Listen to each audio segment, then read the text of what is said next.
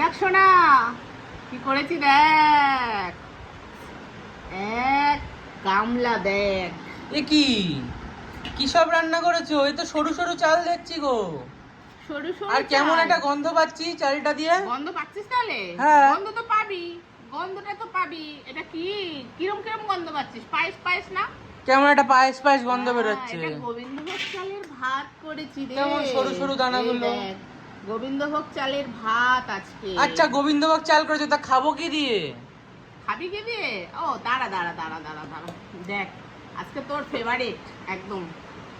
এই দেখ, এ কি ডাল ভাত? আজকে চিকেনের ঝোল, চিকেনের পাতলা পাতলা ঝোল এত দিয়ে। পাতলা ঝোল? এত পাতলা ঝোল পাতলা করেছে আজকে গোবিন্দভোগ চালের। এ কি চিকেন তো দেখাই যাচ্ছে না। এই দেখ, দেখো। কি বলিস চিকেন দেখা যাচ্ছে না? পুরো এক গামলা চিকেন করেছে, ধোয়া উঠছে পুরো, তুই দেখতে পাচ্ছিস না?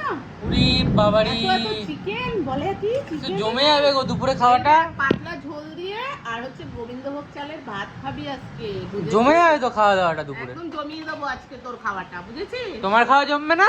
আমারও জমবে। একদম জমে ক্ষীর। থালাটা নিয়ে আসি তাহলে, হ্যাঁ? একদম একদম।